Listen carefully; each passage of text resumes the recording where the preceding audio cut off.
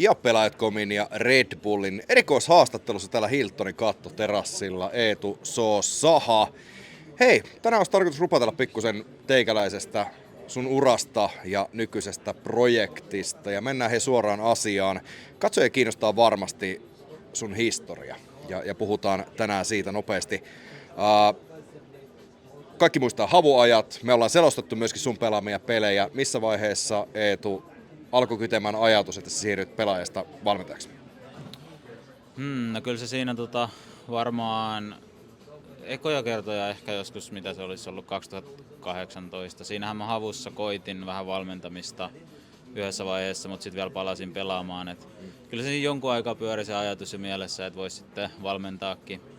Mutta sitten oikeastaan siinä havun loppuaikana se taisi olla sitten, mitäs vuotta se oli, 2000, oliko se 21 sitten vai?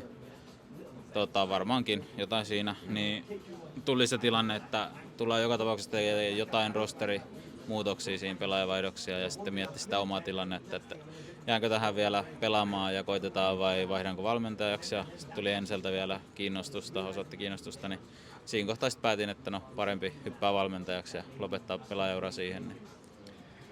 No mennään tuohon ensin aikaan seuraavaksi. Aikamoinen tavallaan, miten voisi sanoa, dominanssin näyttö niin kuin ton rosterin kanssa. Minkälainen tuo ensi aika ylipäätään, minkälainen polku se sulle oli ikään kuin lähestulkoon keltanokkavalmentajana kuitenkin, ja se, että kovia tuloksia tuolla rosterilla kuitenkin loppujen lopuksi tuli, niin minkälainen aika toi ensi aika? Mitä se opetti sulle? Olihan se tosi opettavaista siinä mielessä, että ei ollut aikaisemmin valmentanut. Ja sitten no pelaajaurakin oli pääsääntöisesti kuitenkin siellä niin kuin tier 2 puolella, että ei ollut ihan tier 1 turnauksissa. Niin siinä heti alkuun totta kai, kun ensin oli vielä siinä, niin suomalainen kokoonpano, mutta se räjähti aika nopeasti 2 kuukautta sen jälkeen, kun hyppäsin mukaan ja sitten piti lähteä englanniksi valmentamaan, niin se oli heti ensimmäinen iso muutos siihen. Ja aika paljon siitä oppi, että tietty hyvää kokemusta oli pelaajauralta, kun ollut IGL:nä aina, niin sitä kautta tietää pelillistä puolta ja sitten toisaalta kun omissa joukkoissa, missä on ollut IGL:nä, niin ei ollut niin paljon niin kuin, taustahenkilöstöä mukana, niin on joutunut hoitaa vähän muitakin asioita siinä sivulla. Niin sitä kautta tullut vähän sitäkin puolta, että se auttaa niin kuin valmennuksessa totta kai. Onhan se eri rooli olla valmentaja kuin pelaaja, ihan eri näkökulmasta pitää tehdä hommia, niin aika paljon tuli opeteltua siinä samalla kuin teki ensessä. Et meni paljon niin kuin pelillinen asia edellä, mutta sitten oppi myös sitä kautta, niin kuin tekemisen kautta pelin ulkopuolisia asioita paljon, että miten kannattaa hoitaa niin kuin erilaisien pelaajien kanssa erilaisia asioita, että miten lähestyy erilaisia ongelmia, mitkä voisivat olla myös pelin ulkopuolella, että miten käsitellä sitä ryhmädynamiikkaa, mikä jokaisessa joukkueessa on vähän erilainen. Ja sitten totta kai niin se kansainvälinen näkökulma siihen vielä, kun se muuttui ensessä, niin oli siinä paljon opeteltavaa ja ensiajoista niin se lähti, että oikeastaan sitä kautta oppi ja sitten pystyi sitä soveltamaan näihin seuraaviin joukkueisiin. No ei ensästä Heroikkiin. Tietysti ollaan paljon seurattu Pelaajat.comillakin, totta kai Heroikin matkaa sun coachaamana. Mitä sä näet, saatiinko ulosmitattua siitä rosterista sun mielestä kaikki se, mitä periaatteessa saatavilla oli Heroikin aikana nimenomaan? No joo, mä luulen, että se oli aika haastavaa siinä mielessä se ensimmäinen Heroikin linari, että meillä kun CS2 vaihdettiin siinä välissä kans, ja sitten ensessähän meillä oli aika hyvin tieto, että okei, tää rosteri niin jotain tulee tapahtumaan ja kaikennäköisiä muutoksia, ja CSGOsta CS2 hyppy tapahtui niin kuin ensessä siinä mielessä haastavaa aikaa, että oli paljon turnauksia ja me ei suoraan päästy siihen mukaan. Sitten Heroikilla oli sama tilanne, niiden roster oli ihan auki. Niin siinä mielessä se CS2-ajankohta, se alku oli myös sitä opettelua, että minkälaiset taktiikat, miten sä pystyt soveltaa CSGOn asioita CS2. Niin meillä oli aika hidas alku siinä Heroikin ekalla linarilla. Totta kai me päästiin niinku majoreille jotain tämmöisiä pieniä tai saavutuksia sinänsä, mutta sillä linarilla olisi ehkä voinut odottaa, että pärjätään paremminkin, mä sanoisin. Se otti oman aikansa, että meni se eka vuosi siinä. Ja sitten Shanghai-majoreilla playerit, niin oli meidän paras saavutus, mä sanoisin.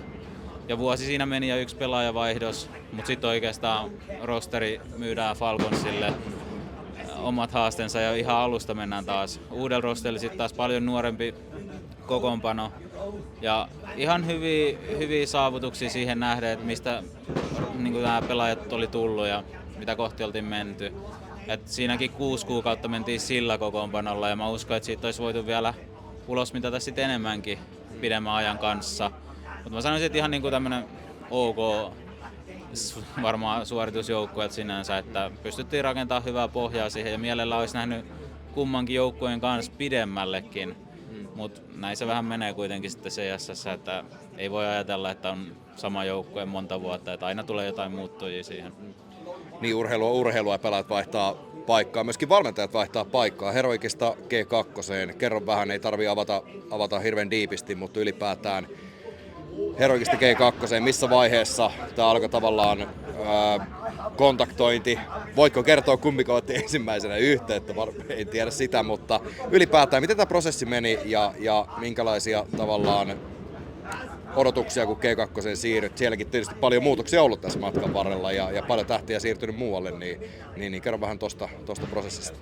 Joo, no se oli silloin jo oikeastaan kun mä Heroikkiin siirryin, niin siinä oli jotain kiinnostusta G2 suunnalta ja ehkä se jossain mielessä oli enemmän tai vähemmän tausta-ajatuksena siellä ja nyt sitten tuossa tämän vuoden jossain alkupuolella kuitenkin hyvissä ajoin ennen majoria, niin selvisi, että sieltä on vielä kiinnostusta niin kuin nyttenkin.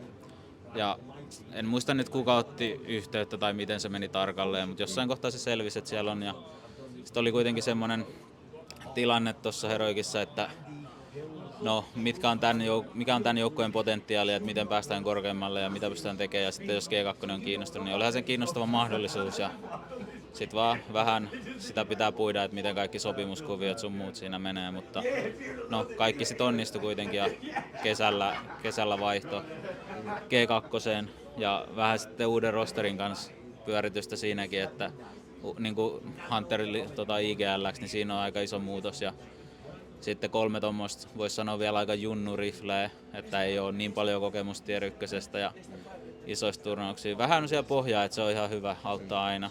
Ja sitten San Paijas mukaan Heroikista Avikaksi, niin vähän uuden rakentamista taas sitten G2. Tuosta rakentamista pakko on tosta ottaa kiinni, niin kuin sanoitkin, niin enemmän tai vähemmän kokemattomampaa kaveria ja ehkä ne tähtipelaajat loistaa tosta rosterista poissaolollaan. Tulokset on kuitenkin näyttänyt, että erittäin paljon potentiaalia joukkuepelissä G2 löytyy. Kerro vähän teidän nykyrosterista. Matis, mielenkiintoinen palanen tuohon rosteriin. Sampa jos sulle totta kai tuttu mies, sitten nämä muut hemolit tuohon kylkeen, niin kerro vähän noista kavereista. Ja eri toten Matis mua kiinnostaa. Mistä ylipäätään lähti ajatus hänen?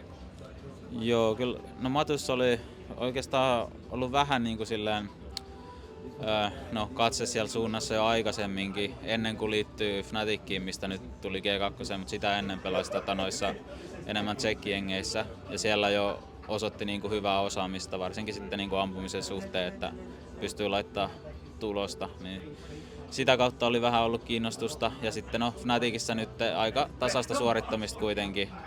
Ja vaikka niin kuin Fnaticin joukkueen tulokset ei ole niin korkealla ollut, niin se oli aika hyvä pick-up siihen meille, että kuitenkin tämmöinen nuori nälkäinen kaveri, kenet löytyy sitten tulivoimaa, ja sitä tulee kuitenkin aina tarvitsee CS2, niin hyvä lisä meidän joukkueeseen, että aika erilainen paketti voisi olla, jos Matus ei niin kuin siinä olisi mukana, ja aika erilaisia tuloksiakin voisi sitä kautta olla, että hyvä lisä. Niin kuin. Tulivoimasta puheen ollen yksi kaveri pitää nostaa esiin, mies, joka on vakuuttanut ainakin myöskin Pelaatkomin selostamon, ja varmasti monet katsojat Heavy-Guard. Jumalauta. En mä sano, että täysin puskista, mutta käytännössä lähes puskista Tier 1 tasolle ja ampuu aika tiukkaa. Minkälainen herra muuten? Sanotaanko näin, että myöskin pelikenttien ulkopuolella, niin minkälainen kekkeruusi kyseessä?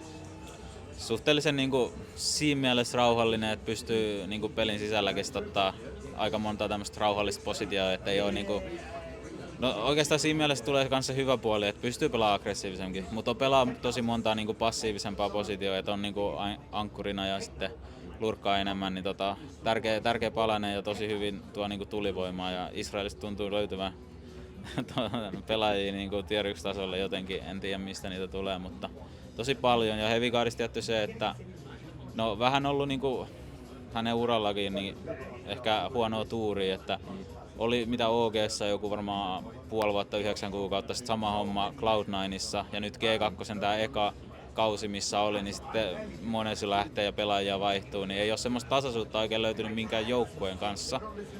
Niin mä uskon, että nyt tämän joukkueen kanssa pystyy sitten pääsemään vielä uudelle tasolle, että niinku mekaanista taitoa löytyy, on niinku hyvä silmä pelille, pystyy ymmärtämään, että miten peli pitäisi pelaa ja sitten vielä kun saa sen kokemuksen ja saa tasaisen joukkueen siihen ympärille, niin pystyy sitten suorittamaan varmasti vielä paremmin. Ja no nyt jo on osoittanut tosi hyviä otteita, niin se on hyvä nähdä. Tähän loppuun vielä joukkueen tulokset tietysti näyttää tällä hetkellä hyvältä ja mikä parasta, niin käyrä näyttää ylöspäin. Se on kaikkein tärkeintä, että kehitys loppuu tyytyväisyyteen. Eetu, ootko miettinyt vuoden valmentajan palkintoa tänä vuonna? Nimittäin täytyy sanoa, että tulokset ottaen huomioon palikat, niin näyttää aika hyvältä. Onko mielessä? No ei se sinänsä, että mitä nyt katsoo aikaisempia vuosia vaikka, niin aika paljon se menee sinne, minne noi pokaalitkin on lähtenyt ja Vitalilla oli sen verran kova toi alkuvuosi, että ei sitä pysty oikein matchaamaan. No mutta millä palikoilla Kekkis operoi, se on täysin eri juttu. Joo, no se on ihan totta, että on mä siinä mielessä tyytyväinen. Se on vaikea sanoa, että miten meillä sitten tulee loppuvuosi kanssa menemään, että jatkuuko se noususuunta, että kyllä siinä varmaan jotain askelia taaksepäinkin tullaan ottamaan, mutta kunhan just se suunta niin kuin isossa kuvassa on ylöspäin, niin se on se tärkeä homma. Kyllä sitä varten niin kuin tehdään kovasti töitä, mutta se, että onko sitten vuoden valmentaja tai mitä tahansa, niin ei se nyt oikeastaan ole prioriteettina, että jos vaan jatkaa hyvää duunia, niin ehkä jossain kohtaa, mutta saa nähdä. Hyvä, kiitos Eetu. Kiitoksia.